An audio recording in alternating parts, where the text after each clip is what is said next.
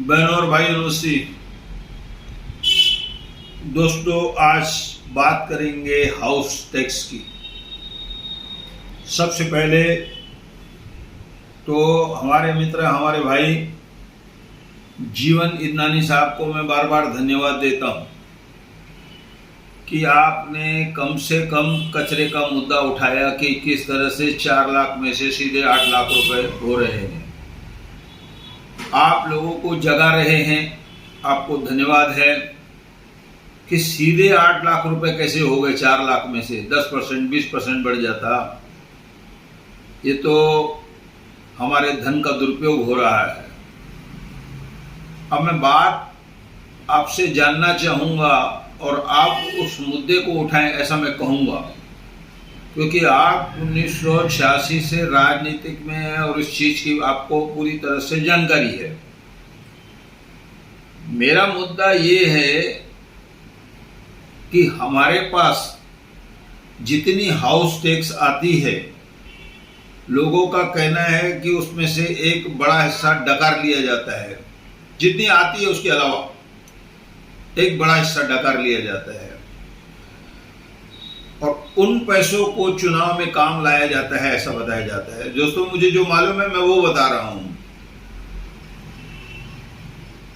जो टैक्स अधिकारी है उनकी संपत्ति की जांच होनी चाहिए कि वो लोग कहां से कहां पहुंच जाते हैं 10-20 साल नौकरी करके। उसके बाद पहले तो बस शहर छोड़कर चले जाते हैं। शहर तो हमारे बहुत सारे नेताओं ने भी छोड़ दिया है, उनको मालूम है उल्लासनगर में कुछ रहने से फायदा नहीं है, लेकिन नेतागिरी यहाँ करेंगे क्योंकि नेतागिरी दूसरी जगह उनकी चलेगी नहीं। ये जो नेतागिरी चलती है उल्लासनगर में, वो कहीं पर नहीं चलेगी। तो मुझे जो जानकारी दी जाती है कि जो कागज पर जितनी टैक्स आती है उससे एक बड़ा जो हिस्सा है वह हड़प लिया जाता है। अब जीवन भाई, इसमें कितनी सच्चाई है इसकी आपको पता लगाना पड़ेगा, या आपको जानकारी है, पर इस चीज को कभी उठाया नहीं गया ये मुद्दा कि ऐसा भी हमारे शहर में हो रहा है।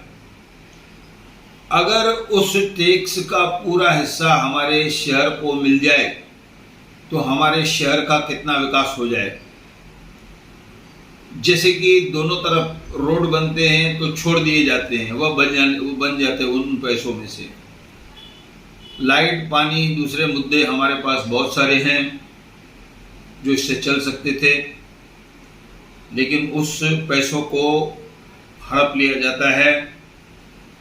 इसके अलावा मेरे पास ये जानकारी है कि बहुत सारे घर हर साल जो टियर गेटर में बदल जाते हैं, जो कमर्शियल हो जाते हैं, तो उनकी नई टैक्स जो अब तक ली जा रही थी, जैसे कि राजेश वधरिया साहब ने कहा कि मैंने उस टैक्स को रुकवाया है, अभी उस पर अमल हुआ नहीं हुआ ये पता नहीं है, लेकिन जो ज़्यादा टैक्स दंड के साथ दी जाती है, तो बहुत जगहों पर आज भी ऐसा हो रहा है कि कुछ रकम लेकर के बाकी रकम उस घर वाले को छोड़ दी जाती है।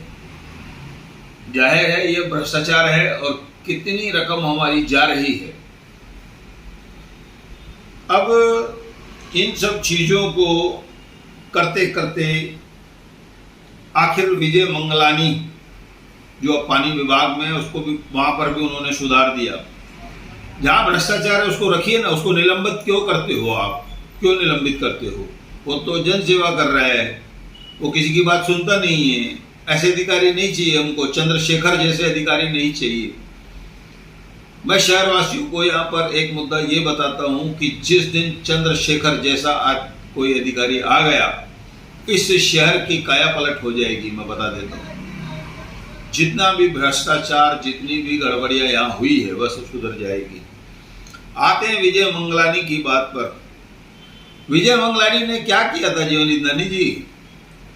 उसको आखिरी में अपनी नौकरी बचाने के लिए हाईकोर्ट तक जाना पड़ा। कई सालों तक उसे खाने के मोहताज हो गया था वो, और उसके पास कोई काम धंधा नहीं था।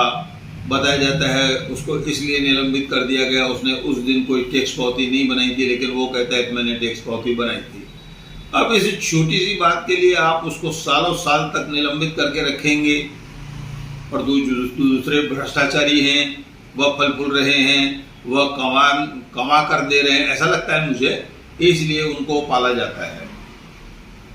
तो कुल मिलाकर अगर हमारी सही टैक्स, आप उस पर भी अगर मुद्दा उठाएंगे, तो अगर हमारी सही टैक्स जो टीयर गेटर है, जो कॉमर्शियल है, जो नए निर्माण है, नए निर्माण की माप नहीं हो रही है, आप उसकी माप कराएंगे तो बहुत सारी तिजोरी हमारी मनपा की बढ़ जाएगी, ताकि आपको खर्च करने में, यहाँ जैसे कि अभी ये मुद्दा हुआ है 4 लाख से 8 लाख कचरे का आपने दे दिया, तो दूसरे लोगों को भी आप बढ़ा कर दे सकते हैं, ऐसी बात नहीं है। तो लेकिन सबसे पहले हम इन सब चीज़ों को छोड़ क्यों रहे हैं? पानी के गड्ढे, ब्लू लाइन 20 साल हो गए, खोद कर चले गए, अभी तक कई जगह भरे नहीं हैं, वो भी एक भ्रष्टाचार है। तो इन भ्रष्टाचार को आप उठाएंगे तो हम भी आपके साथ हैं, आपको बहुत सारी चीज़ों की याद दिलाएंगे। तो कृपया आप ये जो टैक्स में घोटाला हो रहा है हर साल, उसको आप रुकवाइए, ऐसा मैं कहकर धन्यवाद करता हूँ।